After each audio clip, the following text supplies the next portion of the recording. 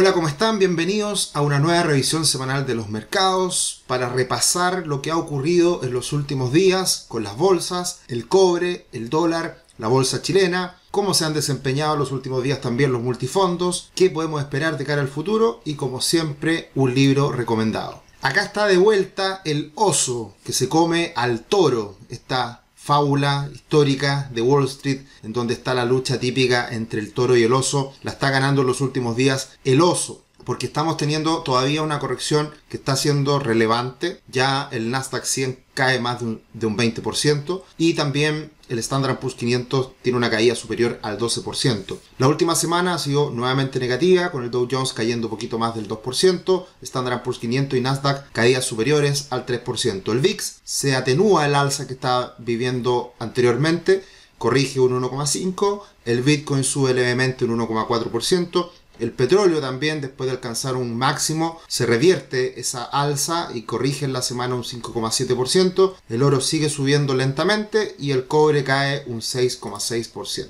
Acá tenemos el tablero semanal, todo muy rojo, como es previsible, con caídas superiores al 3% del conjunto de los índices. Tenemos un sector tecnológico que lo sigue pasando mal. Apple cayendo un 5%, muy importante para los grandes índices de Wall Street. El sector financiero lo sigue pasando mal también, con una situación hoy día difícil para las tasas, difícil para la inflación, que está siendo todavía un tema relevante. Y por el otro lado, al costado derecho, abajito, un recuadro pequeño, el sector energía subiendo con fuerza de la mano de lo que ha sido el alza del petróleo en las últimas semanas. La imagen de los últimos días de Big Short, esta gran película muy buena que demuestra lo que ocurría en el momento de la gran crisis del 2008-2009.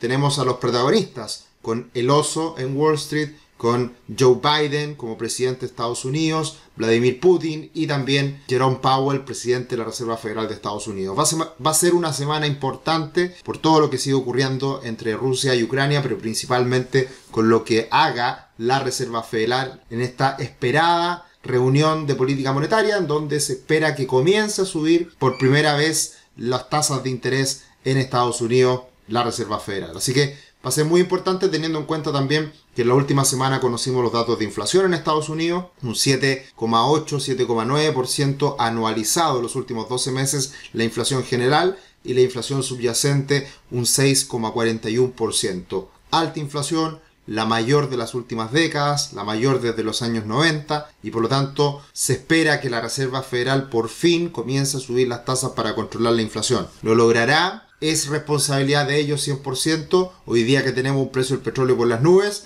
está por verse, y por lo tanto todos hacen sus apuestas respecto a lo que va a pasar este año. Se espera, con más de un 66% de probabilidad, que en el año se suban 8 veces la tasa y que llegue del actual prácticamente 0% a tasas del 2,25%.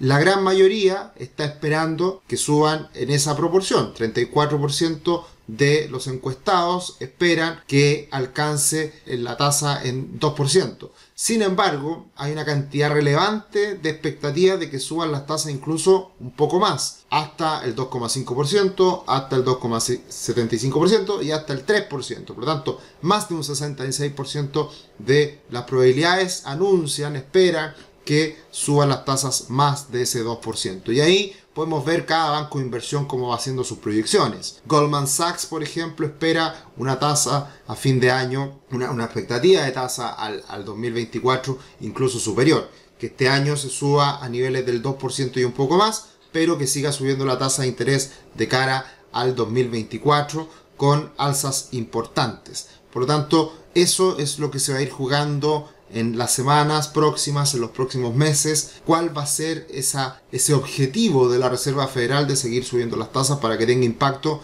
en el control de la inflación? De hecho, hoy en día, que estamos en temporada de resultados, ya prácticamente finalizando, dentro de las 500 empresas más grandes de Estados Unidos, del Standard & Poor's 500, tenemos que 356 empresas han mencionado la palabra inflación en los reportes de resultados. ¿Qué quiere decir esto? Que hay mucha preocupación. Todos están mirando de cerca lo que pueda ocurrir con la inflación, porque de una u otra manera les afecta a las empresas. Ahora hay que tener cuidado. En general, las empresas logran asimilar de buena manera y adaptarse a periodos inflacionarios. De hecho, la mejor inversión en periodos inflacionarios suele ser en acciones, en empresas que van adecuando sus precios de cara al consumidor, a sus clientes, a partir de una mayor inflación. Si la inflación sube, los precios suben y las empresas adecúan esos precios y por lo tanto las empresas se adaptan de mejor manera a periodos inflacionarios. Obviamente teniendo en cuenta que pueden pasarlo mal por ciertos periodos que son complejos, que son turbulentos, que son de riesgo, de preocupación respecto al alza de la inflación. Lo vamos a ver de hecho más adelante. Teniendo en cuenta precisamente periodos de larga inflación, periodos de 10 años, décadas de alta inflación en promedio sobre el 6%, tanto el año 1910-1920 como 1970-1980, tuvimos periodos de elevada inflación, inflación promedio superior al 6%. Y en esos periodos de tiempo, la bolsa, en este caso el Dow Jones, tuvo un periodo bastante lateral, bastante irregular, con alzas y caídas por un periodo de tiempo largo. Por lo tanto, hoy está la gran pregunta. ¿Tendremos inflaciones tan elevadas por un largo periodo de tiempo? No es tan fácil poder anticiparlo. Hoy día tenemos una alta inflación, por supuesto, pero ¿va a ser persistente? ¿Vamos a tener una inflación en esta década superior al 6%? Yo lo veo difícil. Pero es una buena pregunta que hacemos respecto a estos largos periodos de inflación que pueden tener impacto, por supuesto, en el comportamiento de la bolsa. Ahora, lo más importante para poder predecir lo que ocurre con la bolsa va más de la mano con las recesiones. Lo hemos hablado anteriormente. Y si se dan cuenta acá, hay otra conexión con las recesiones que tiene principal causa o una relación directa, una alza importante en los precios del petróleo. Si se dan cuenta, acá podemos ver los periodos de recesión, que son las líneas o las franjas verticales grises. Esos son periodos de recesión, años 90, años 2000, año 2008-2009 y también el año 2020 con la pandemia. Luego tenemos la probabilidad de recesión, que eso se va cuantificando respecto a diferentes indicadores, y luego tenemos también los precios del petróleo. Si se dan cuenta, en casi todos los periodos en donde aumenta la probabilidad de recesión, también tenemos aumentos en el precio del petróleo. Por lo tanto, la duda está en qué ocurrirá con la Reserva Federal, porque generalmente cuando aumenta el precio del petróleo,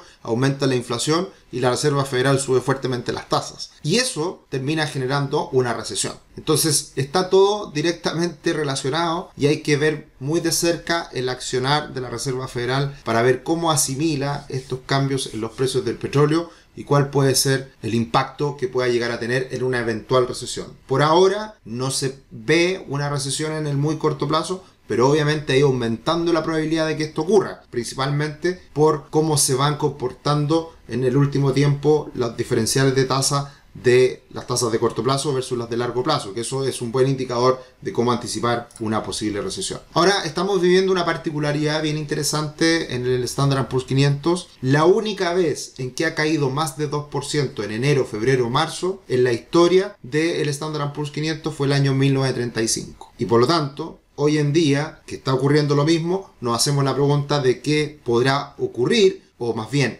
qué ocurrió el año 1935 cuando tuvimos estos 3 primeros meses del año con caídas superiores al 2%. Acá tenemos un tablero de todos los años del Standard & Poor's 500, en donde 1935 tuvo un drawdown, una caída máxima del 15 o 16%. Estos son los drawdown, las caídas máximas dentro del año de todos los años del Standard & Poor's 500. Y si se dan cuenta, siempre hay correcciones, siempre hay caídas. Como lo dice el libro de Tony Robbins, Inquebrantable. Siempre hay inviernos. El tema es cuántos duran y de qué magnitud son. Y cómo nosotros los podemos recibir y afrontar. Entonces, hay drawdowns siempre. Hay caídas de la bolsa siempre. ¿Cómo ha sido en los últimos años? El 2020, caídas del casi el 34%. 2019, caídas casi el 7%. 2018, caídas casi el 20%. Ahora, ¿qué termina ocurriendo a final de año? Recordemos 1935. 1935 la bolsa termina subiendo un 46,7%. Por lo tanto, a pesar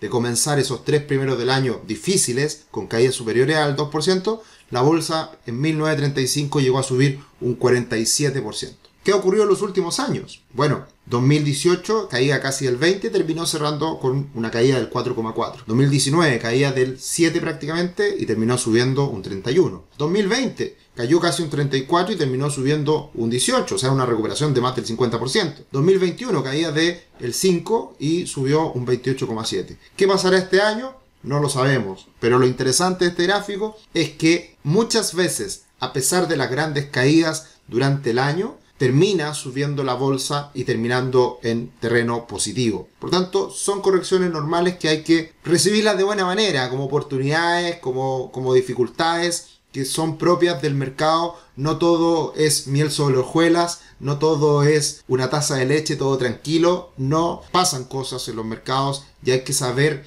recibirlas y afrontarlas. Otros mercados que lo han pasado muy mal en el último tiempo, la bolsa china y en particular el Nasdaq chino, que tiene muchas empresas como Alibaba, que no ha parado de caer en el último tiempo. Didi también ha estado cayendo fuerte en los últimos días. Hay muchas empresas chinas de la tecnología china que no han parado de caer. Y ya esta caída del Nasdaq chino es superior al 60%. Impresionante. Por lo tanto, nada es tan obvio. China es una gran economía, va a crecer en el futuro, pero a pesar de eso, hay situaciones difíciles y hay momentos en donde el mercado no se comporta como uno espera. Ha sido la gran causa de lo que hemos visto en el último tiempo con muchas empresas que no han parado de caer después de haber tenido un par de años fabulosos post pandemia. Como siempre, los dejamos cordialmente invitados a nuestro canal de YouTube, que se suscriban, que sigan estudiando, aprendiendo sobre finanzas personales, educación financiera, y nosotros estaremos acá para acompañarlos entregando cada día más contenido. También en nuestro Instagram y nuestro Twitter, @cetricio, @rubixcl. Esta semana sigue el curso o masterclass que le hemos llamado Inversión en el extranjero. Todavía faltan 2 webinars que seguiremos ahondando sobre estos temas. Ya hay un par de webinars que hicimos la semana que dejamos atrás y que está ya en nuestro canal de YouTube. Así que los invito a que revisen toda esta información.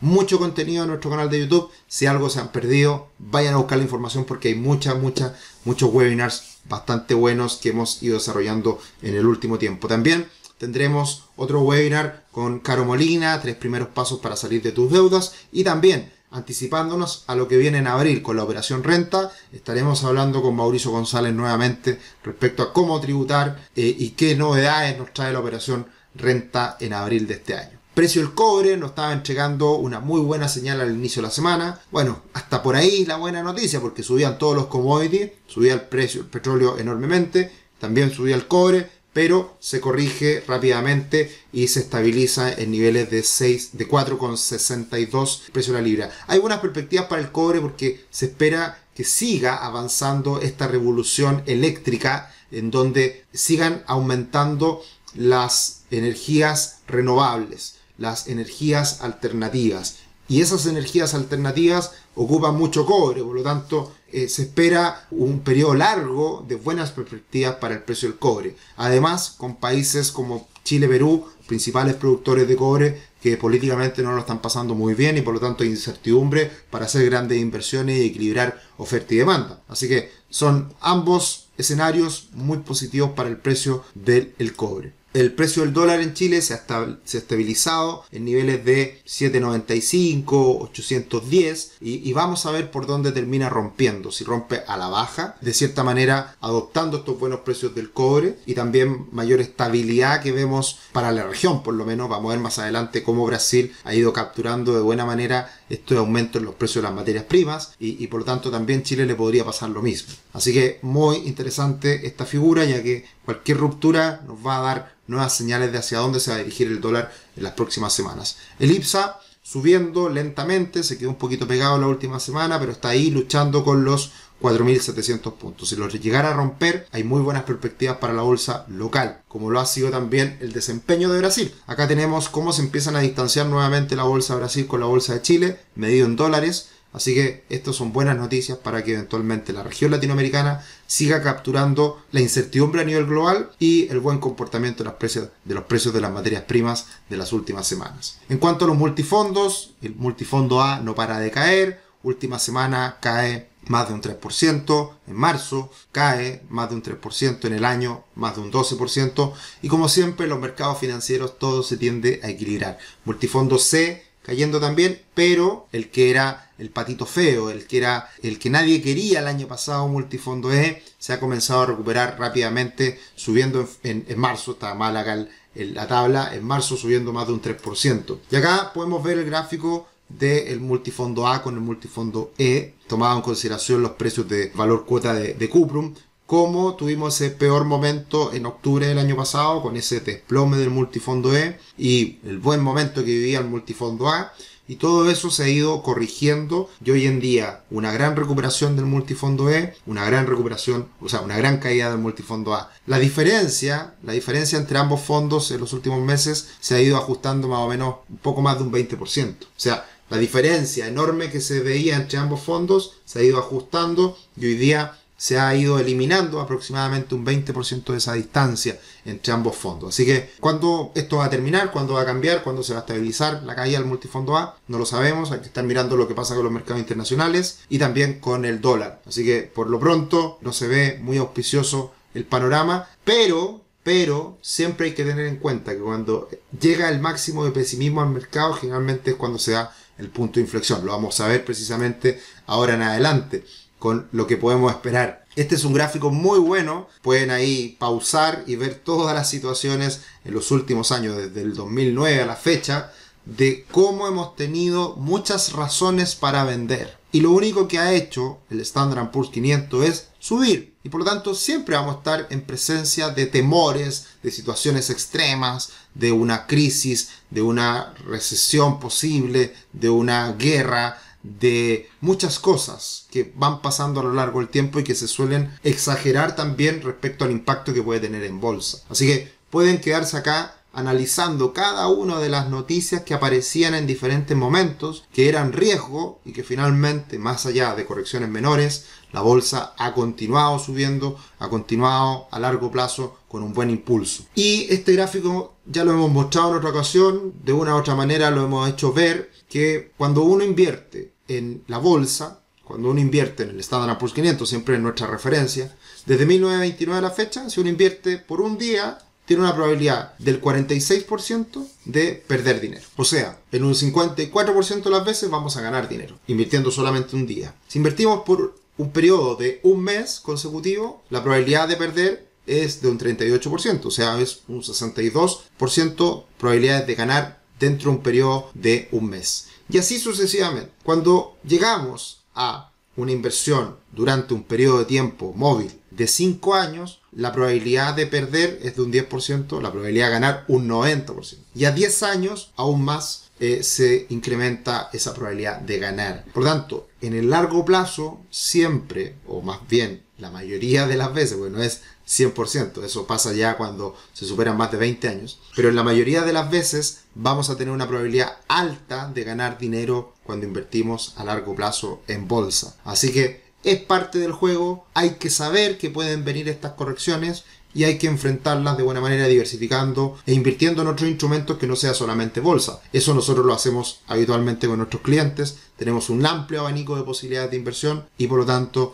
esa es la invitación, de que nos contacten, de que hagan una reunión de diagnóstico y puedan ver las diferentes alternativas que nosotros manejamos para poder controlar de mejor manera los riesgos. Otras cosas que se dicen también: periodo inflacionario, el oro sube, el oro es refugio, el oro está preparado para aguantar las crisis. Cuidado, el oro en el largo plazo, los últimos más de 200 años, no ha ganado mayor cantidad de plata. ¿Qué ha subido principalmente? Las acciones y luego los bonos y los T-bills, que son otros instrumentos de deuda de Estados Unidos. ¿Qué es lo que quiere decir esto? Que hay que tener cuidado con las cosas que se van poniendo de moda, las cosas que van subiendo, las cosas que van cayendo, porque el oro históricamente aguanta bien periodos de incertidumbre, de riesgo, de temor de corto plazo, pero a largo plazo no ha tenido un gran incremento en su valor. Por lo tanto, ojo con eso, ojo con las cosas que muchas veces se dicen. Obviamente, tener oro en una cartera hoy día es bueno, de hecho ha tenido buen comportamiento en el último tiempo, pero no debiera ser la panacea, no debiera ser la única inversión que nosotros podamos estar realizando en estos momentos.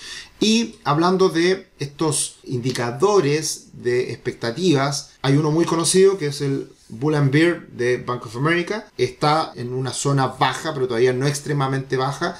Y el Fear and Greed está en un escenario de extremo miedo. Por lo tanto, ambos indicadores ya están mostrando un escenario que, por sentimiento contrario, por un posible punto de inflexión, se están mostrando atractivos, lo que venimos diciendo en las últimas semanas. Ojo con la caída que estamos viviendo hoy día en bolsa, porque en cualquier momento pueden empezar a cambiar las noticias, puede empezar a cambiar la sensación, y todo puede cambiar rápidamente. Vamos a ver a fin de año cómo terminamos. Pero ahora es un periodo negativo y se está extremando la sensación negativa respecto al mercado. Las condiciones financieras han variado de mala manera, se han puesto las condiciones financieras muy malas en el último tiempo y eso es evidente.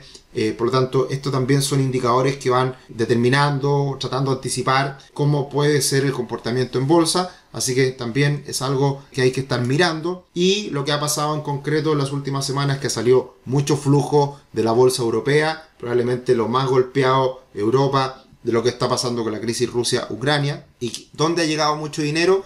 Ha llegado mucho dinero al sector de materiales y al sector de energía. Todos los commodities han estado subiendo en el último tiempo y por lo tanto ha llegado mucho dinero a estos sectores, materiales y energía, la vieja economía como se le dice. Y por lo tanto acá traemos a colación al ETF del sector energía, el XLE, que ha tenido un repunte impresionante en los últimos meses, vivió un momento muy negativo en plena pandemia, ya se ha triplicado, más que triplicado, el valor de este ETF y desde un punto de vista técnico y también por los fundamentos, los precios que se podrían seguir manteniendo, hay buenas perspectivas para este sector y puede seguir subiendo sin lugar a dudas en las próximas semanas. De hecho, cuando el precio del petróleo alcanzó los $140 para el año 2008, este ETF llegó a los $88 e incluso después subió un poquito más el 2014. Ahora estamos en niveles cercanos a 80, así que podría existir potencial si el precio del petróleo se mantiene alto. ¿Y qué viene esta próxima semana? Todos muy atentos al día miércoles. Cambió la hora en Estados Unidos, así que ya tenemos menos diferencia con Nueva York, 1 hora de diferencia solamente. Y viene esta gran noticia que todos esperamos desde hace meses con la decisión de la Reserva Federal, con las proyecciones a futuro de la economía, con la conferencia de prensa de Jerome Powell y el alza de tasas por primera vez después de mucho tiempo a un rango entre 0,25 y 0,50%. Veremos qué es lo que hace la Reserva Federal, si es que nos sorprende, si es que ajusta más o si es que va más lento en los próximos meses. Muy importante, a las 3 de la tarde, hora chilena, el próximo día miércoles, todos atentos a las noticias económicas. Y finalmente, un gran libro que encontré, que me puse a leer en los últimos días, extraordinario, estoy fascinado, lo estoy devorando, con un prólogo de Tim Ferriss. Este libro de Naval Ravikant, es él un emprendedor, un inversionista ángel, ha invertido en empresas como Twitter, Uber, y la verdad que es un libro maravilloso desde un punto de vista del emprendimiento y también de la riqueza y la felicidad. Cosas que nosotros constantemente estamos tratando de compartir ideas respecto a estos temas. El tema del dinero, el tema de la educación financiera, la riqueza y todo, conectarlo por supuesto con la felicidad. Muy buen libro, lo recomiendo, me lo estoy devorando. Y bueno, es un buen libro para precisamente acompañarnos en este mundo del dinero y de mayor felicidad. Así que con eso terminamos. Los dejamos invitados a que nos sigan acompañando en los webinars. En nuestra página web están todos los eventos para que se puedan suscribir, para que puedan registrarse y como siempre también acompañarnos en nuestro canal de YouTube. Que estén muy bien, un abrazo, chao chao.